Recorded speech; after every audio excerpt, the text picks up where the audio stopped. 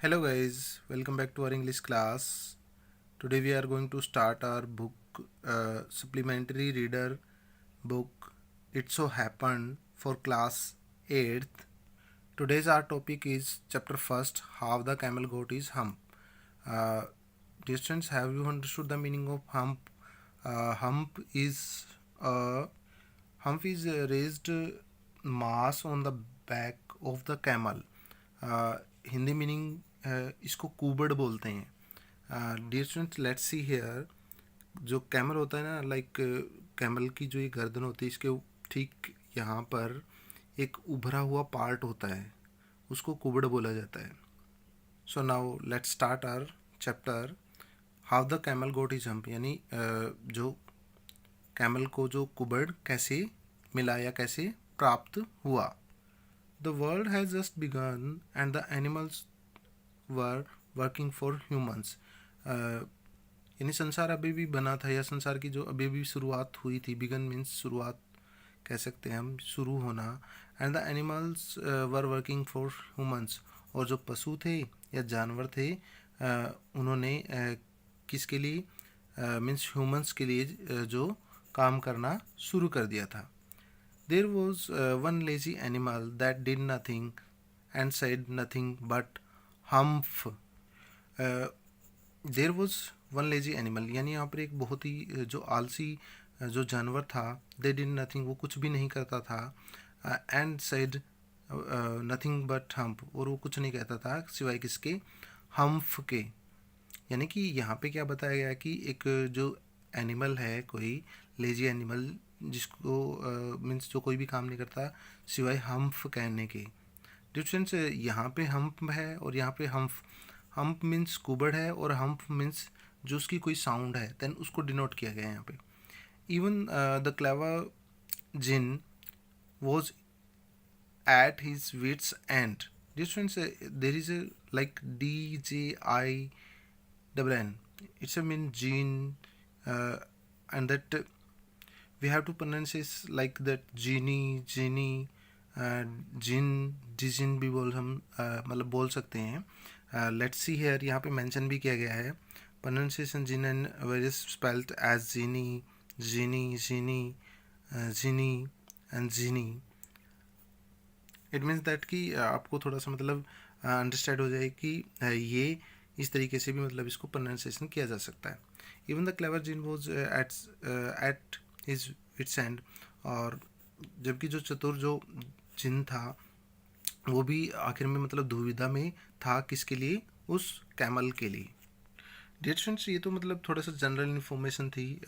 इस चैप्टर के बारे में मैं थोड़ा सा आपको ब्रीफली मैं बता देता हूँ कि इसमें एक कैमल होता है कि मतलब जो कोई भी वर्क नहीं करता पूरा दिन, मतलब जो खाने के सिवाय या मतलब सुस्ताने के सिवाय कुछ भी नहीं करता है. और जो जंगल के जो अन्य जानवर हैं वो परेशान हो जाते हैं उससे, क्योंकि जब भी उसकी टर्न आती है वो काम नहीं करता, उसका काम बाकी जानवरों को करना पड़ता है. तो वो मतलब जैसे जो जंगल का जो राजा है उसके पास जाते हैं. एंड दैट जंगल में जो जिनका जो राज्य स्थापित था वो उसके पास जाते हैं. देन उसको बताते हैं कि वो कोई काम नहीं करता, मतलब उसको कोई ना कोई सज़ा दी जाए. इस पे मतलब बेस्ड है ये स्टोरी. बहुत ही इंटरेस्टिंग स्टोरी है. आप पढ़ें, अच्छे से अंडरस्टैंड करें, एंड दैट कोई भी प्रॉब्लम आती है then you have to discuss with us. Now let's start our chapter. In the beginning, when the world was new and the animal was just beginning to work for man, there was a camel and he lived in the middle of the howling desert because he did not want to work.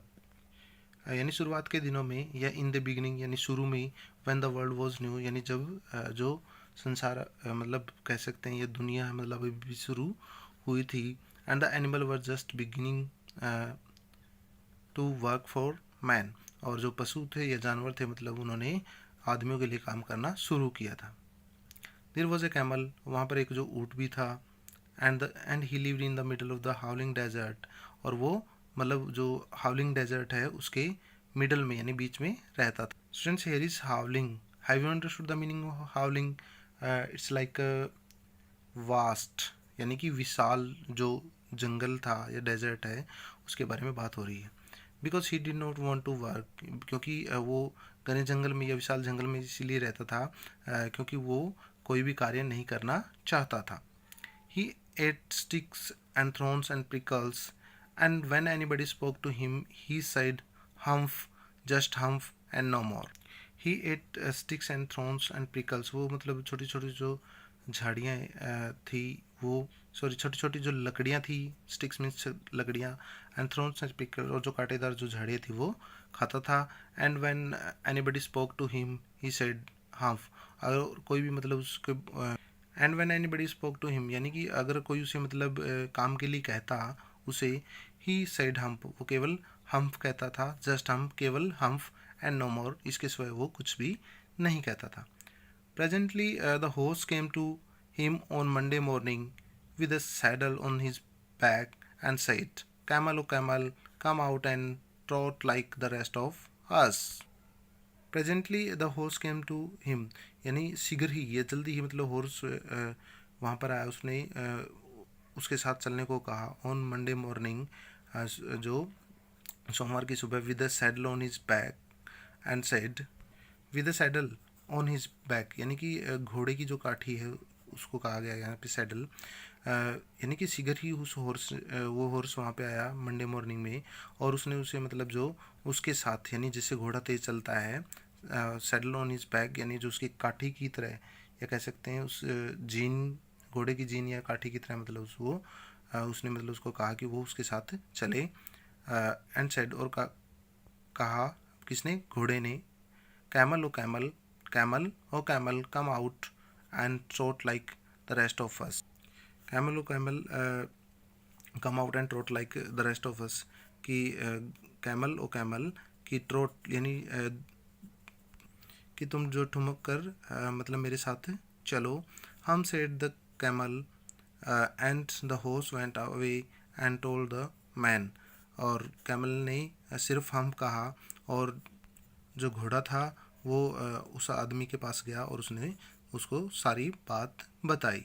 Presently dog came to him with a stick in his mouth and said, शीघ्र ही एक जो dog था उसके पास आया, उसके mouth में क्या थी, स्टिक थी, यानी कि शीघ्र ही एक कुत्ता जो मुंह में माउथ यानी मुंह में लकड़ी लिए उसके पास आया, एंड सेड और कहा, camel O camel, come and fetch and carry like the rest of us, कि camel O camel, come and fetch, fetch means होता है कि लेकर आना या जुए की भांति कह सकते हो, and carry like the rest of अस, की मतलब तुम सभी की भांति जो है सामान उठाकर लेकर आओ।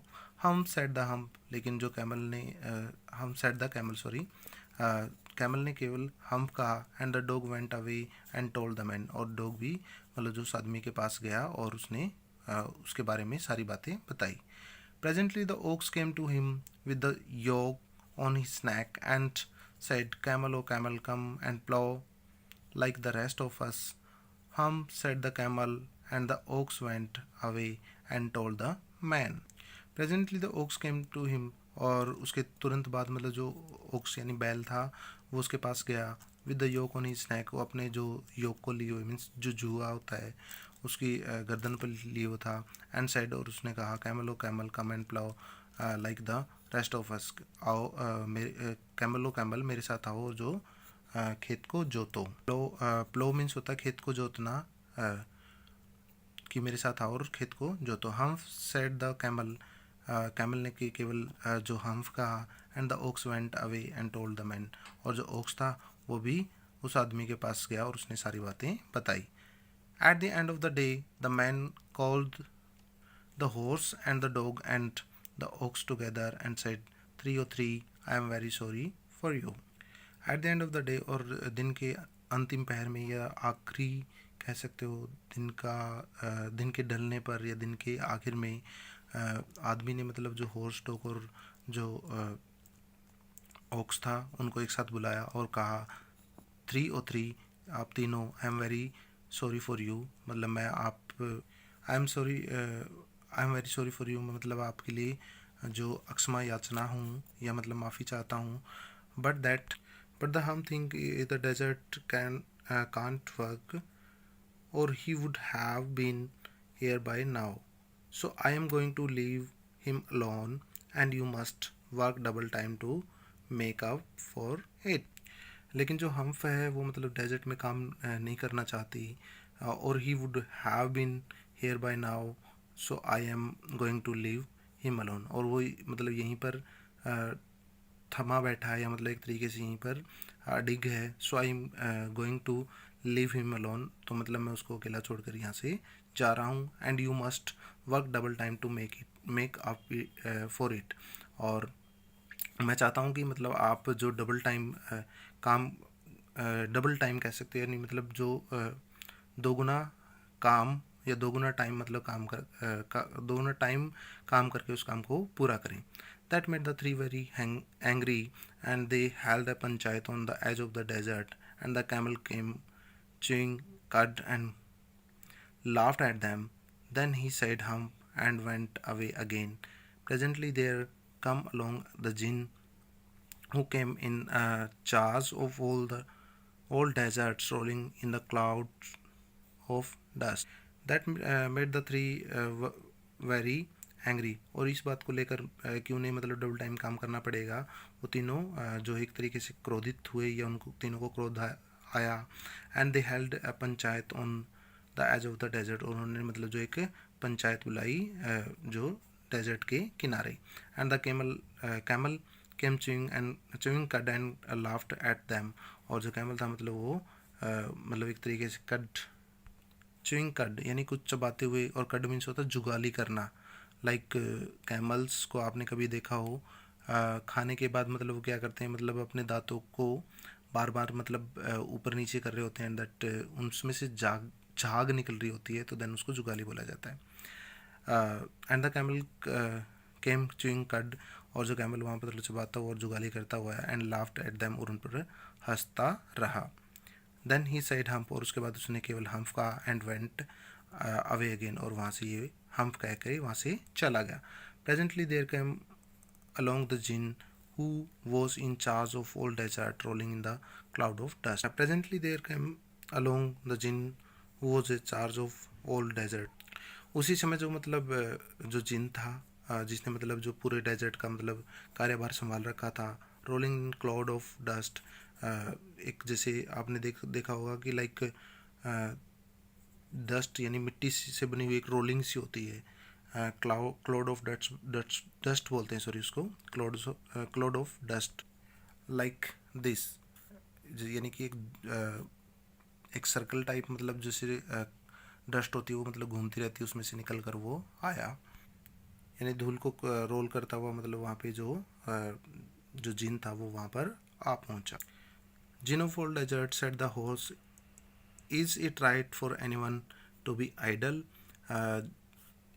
जिन ऑफ ऑल डेजर्ट यानी यहाँ पे मतलब कहने का मतलब ये है कि जो हॉर्स ने कहा कि हॉर्स ने कहा कि जिन जो मतलब इस पूरे डेजर्ट का यानी पूरे मरुस्थल का क्या है कि वो डिस्टेंस, यहाँ पे डेजर्ट की मैंशनिटी है, पहले भी डेजर्ट मेंशन हुआ था, वहाँ पे जंगल बोला गया है, तो डिस्टेंस वहाँ पे मरुस्थल या जंगल आप दोनों मतलब मेंशन कर सकते हो। बट यहाँ पे जो बात हो रही है इस चैप्टर में, डेजर्ट को एज अ जंगल प्रोनाउंसिएशन किया गया है। आप मतलब डेजर्ट को यहाँ पर मरुस्थल ही बोलें, बट आप अपने तरीके से मतलब वो मेंशनिटी दे सकते हैं। तो डेजर्ट मरुस्थल है, और पहले भी मतलब जो इसका मीनिंग जहाँ कहीं भी आया तो देन वहाँ पे आप उसको डिस्कस करें, एंड दैट उसको मरुस्थल में प्रोनाउंसिएशन करें। जिन ऑफ ऑल डेजर्ट, और मरुस्थल का पूरे मरुस्थल का जो जिन था, सेड द हॉर्स ने कहा, is it right for anyone to be idle. Horse ने कहा कि क्या ये सही है कि कोई भी मतलब जो खाली बैठे रहे, आइडल मीन्स खाली बैठे रहना। Certainly not said the djinn, जिन ने कहा कि ये तो बिल्कुल भी सही नहीं है। वेल सेड द हॉर्स, अच्छा तो हॉर्स ने कहा, there is a thing in the middle of your desert with a long neck and long legs, and he hasn't, it's a short form, has not done a stroke of work since Monday morning he won't trot. Well said the horse. Horse ने कहा अच्छा लेकिन there is a things in the middle of the your desert, कि आपके जो desert के middle में एक जो चीज़ है, विद द लॉन्ग नेक, उसकी एक जो लंबी गर्दन है और लंबी टांगे हैं, and he hasn't done a stroke of work since Monday morning, और मंडे मॉर्निंग से वो उसने मतलब जो ज़रा सा भी काम नहीं किया है. ही वॉन्ट अ ट्रॉट. और जब मैंने कहा कि मतलब मेरे साथ चलो ही वॉन्ट ट्रॉट, और मतलब मेरे साथ जो उसने ट्रॉट भी नहीं किया, ये मीन्स ठुमक कर चला भी नहीं. Whew said the jinn whistling. Whew एक जो साउंड होती है जो मतलब जिन मतलब निकालते हैं, जिन ने मतलब सीटी बजाते हुए कहा, व्यू दैट्स माई कैमल, वो मेरा ऊँट है, यानी कि वो camel. What does he say about it, मतलब उसके बारे में आप ये क्या कह रहे हो. He says humph and he want plough set the ox. अब ऑक्स ने कहा कि वो केवल हम, उसने केवल हम कहा. एंड ही वॉन्ट प्लो, उसने मतलब खेत को भी नहीं जोता, या मतलब हल नहीं जोता. Very good said the djinn, जिन ने कहा कि बहुत अच्छा. I humph him if you will kindly wait a minute. Very good said the djinn, जिन ने मतलब कहा बहुत अच्छा. I will humph, sorry I shall humph him if you will kindly wait a minute. अगर मतलब आप थोड़ा सा मुझे समय दोगे तो मैं मतलब मैं मतलब उस हम्फ को यहाँ पर मतलब बुला दूंगा, या मतलब उसके साथ मतलब हम बात करेंगे, मतलब मैं उसे कुछ हम्फ दूंगा. Comprehension check part first. There is a 4 question dear students. आपको करना क्या है, इन 4 क्वेश्चन के आंसर इस चैप्टर में से जो हमने रीड किया उसमें से फाइंड आउट करने हैं. आफ्टर दैट मुझे सेंड करना है. It's a part second. The jinn demonstrated with the camel who said hump. Demonstrated होता है to complain. जो जिन मतलब था, जो जिन था मतलब उसने जो कंप्लेन कैमल के बारे में, कैमल के साथ मतलब जो कैमल के बारे में या कैमल के साथ लेकर जो कंप्लेन की गई थी, उस साइड हम जो मतलब हम कहता था. The camel's beautiful back suddenly grew a lump which was the camel's hump. जो कैमल की जो ब्यूटीफुल जो बैक थी, अचानक से मतलब वो एक लंप की तरह, यानी कि जो कह सकते हैं आकृतिहीन कह सकते हैं, मीन्स एक तरीके से उसमें उभार होने लगा, कि अचानक से उसमें उभार होने लगा या आकृतिहीन होने लगी. विच वॉज द कैमल्स हम्फ, और वो मतलब क्या था उस कैमल का हम्फ, यानी कुबड़. The djinn assured the camel his hump would always be a help, not a hindrance. अब उस दौरान जिन ने मतलब उसको कैमल के हम के बारे में कहा कि ये हमेशा उसकी हेल्प करेगी, नॉट ए हिंड्रेंस, यानी कि उसमें कोई ऑब्स्ट्रक्शन नहीं करेगी, या मीन्स एक तरीके से कोई भी बाधा नहीं पहुंचाएगी. The jinn rolled himself up in his dust cloak and look a walk across the desert and found the camel looking at his own reflection in the pool of water. अब जो जिन था मतलब वो अपने आप को रोल करता हुआ उस क्लॉक डस्ट में, and took a walk across the desert, और मतलब जो उस डेजर्ट से मतलब जो बाहर चला गया. And found the camel looking at his own reflection, sorry उस डेजर्ट के अंदर मतलब डेजर्ट की तरफ मतलब चला गया. एंड फाउंड, उसने पाया जो camel looking at his own reflection in the pool of water, कि जो कैमल था खुद के रिफ्लेक्शन को, यानी खुद की परछाई को पुल के अंदर जो पानी था उसमें देख रहा था. My friend said the djinn, जिन ने कहा कि मेरे मित्र, what is this I hear of your doing no work, मतलब मैं क्या सुन रहा हूँ कि आप कोई भी काम नहीं कर रहे हो. द जिन सेट डाउन, जिन वहाँ पे बैठा with his chin in his hand, अपनी जो चिन मीन्स जो ठोड़ी है उस पर हाथ रखते हुए, like this. While the camel looked at his own reflection in the pool of water, जबकि मतलब जो कैमल था अभी भी अपने जो रिफ्लेक्शन को उस पानी जो पुल के अंदर जो पानी था उसमें अपनी परछाई को देखे जा रहा था. You have given the 3 extra work ever since Monday morning, all on account of your idleness, said the jinn, and he went on thinking with his chin in his hand. अब जो जिन है मतलब उसको कह रहा है कि तुम्हें 3 जो एक्स्ट्रा वर्क है मंडे मॉर्निंग को, जो 3 एक्स्ट्रा वर्क मिलेंगे, all on account of your idleness, तुम्हारी मूर्खता के कारण मतलब वो तुम्हारे अकाउंट में ऐड कर दी गए हैं. सर द जिन, जिन ने कहा. And he went on thinking, और वो मतलब उसके बारे में सोचता रहा with his chin in his hand, अपनी जो ठोड़ी पर मतलब हाथ रखते हुए.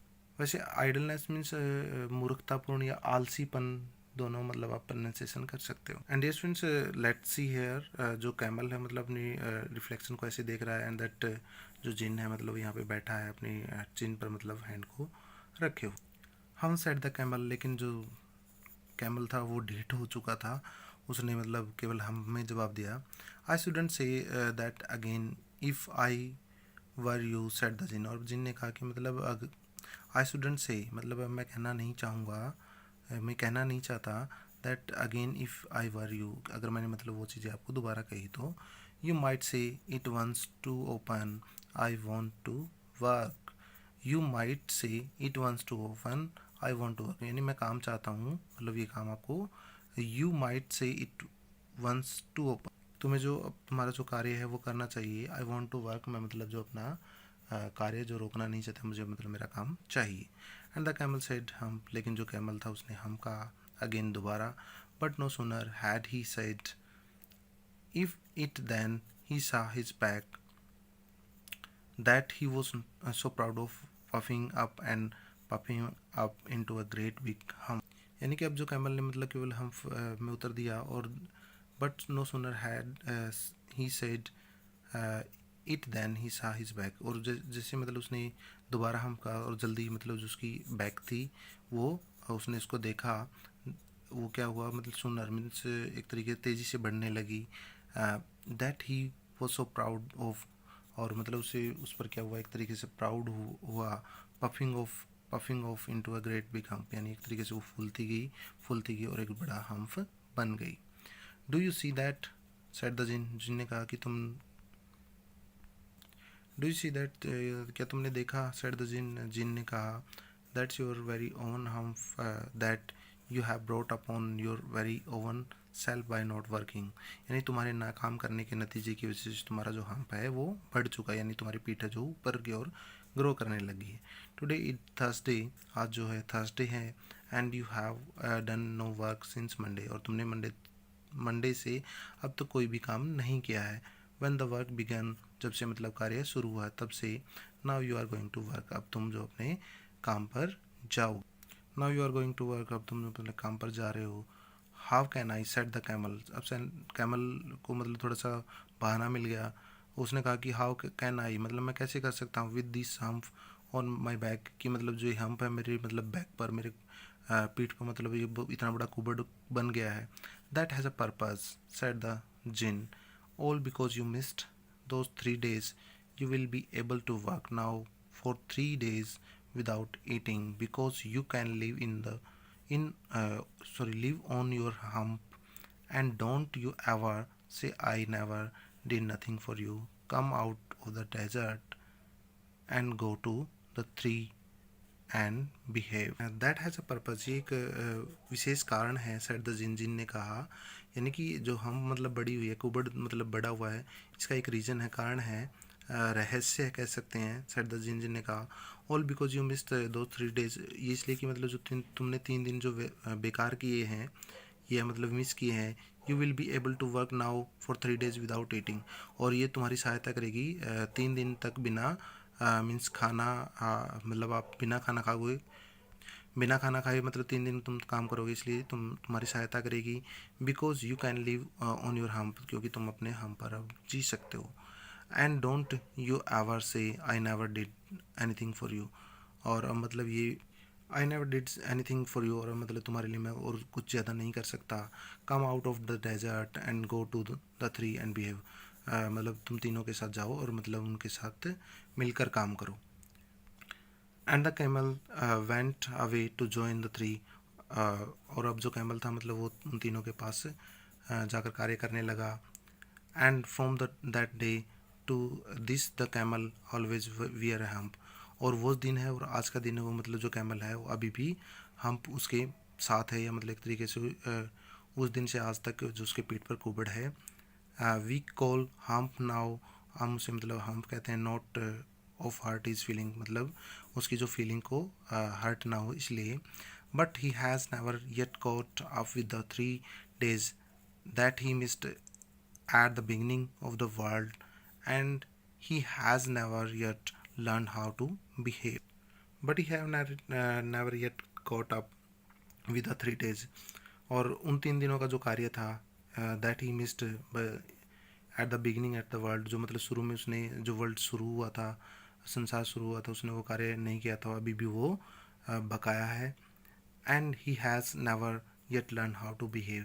और अभी भी मतलब जो उसकी भावनाओं को कह सकते हैं या एक तरीके से उसकी थिंकिंग को कि वो किस तरीके से मतलब वो ठीक तरीके से रह सकता है या ठीक तरीके से उनके साथ मतलब वो, और never yet learn how to behave, और अभी भी मतलब उसे ठीक तरीके से रहना नहीं आया है। यानी कि यहाँ पे क्या मेंशन किया गया इसमें कि कैमल था जो उसने मतलब जो उन तीनों को ज्वाइन किया, और उसके बाद मतलब जो कैमल था उसके ऊपर मतलब वो सदा के लिए वो जो हम्प आ गया, जिसे मतलब हम्प कहते हैं क्या, ताकि उसको हर्ट ना हो। और उसके मतलब उसने जो 3 दिन का जो काम जो शुरू में छोड़ा था, यानी कि मंडे टू थर्सडे जो काम नहीं किया था बिगिनिंग ऑफ द वर्ल्ड, वो आज तक भी उससे पूरा नहीं हुआ है। And he has never yet learn how to be, और अभी भी मतलब उसे जो ठीक तरीके से रहना नहीं आया है। लेकिन जो उसका हम्फ है, उसको हम्फ इसलिए कहते हैं कि जो उसकी फीलिंग है, मीन्स जो ऊँट की जो भावना को चोट न पहुँचे। रुडयार्ड किपलिंग जो मतलब इसके ऑथर रहे हैं। कंप्रीहेंस चेक पार्ट सेकंड, जो इसके 4 क्वेश्चन इसके हैं। डियर स्टूडेंट्स, 8 क्वेश्चन आपको प्रिपेयर करके मुझे सेंड करने हैं। आफ्टर दैट इनके क्वेश्चन के जो राइट आंसर हैं वो आपको थ्रू पिक्चर आपको भेज दूंगा। आज के लिए इतना ही। Thank you. इस चैप्टर को अच्छे से रीड करें, और कोई भी चीज़ समझ में नहीं आती है तो then you have to consult with us. Thank you.